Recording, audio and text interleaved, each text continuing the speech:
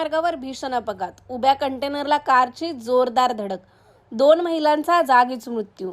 मुंबई गोवा महामार्गावर अपघाताचे सत्र कायम असून शनिवारी दुपारी उभ्या कंटेनरला मागून येणाऱ्या कारची जोरदार धडक बसल्याने कारमधील 2 महिला जागीच ठार झाल्याची घटना पोलादपूर नजीक हॉटेल बाळाजी पोलादपूर जवळ घडली आहे।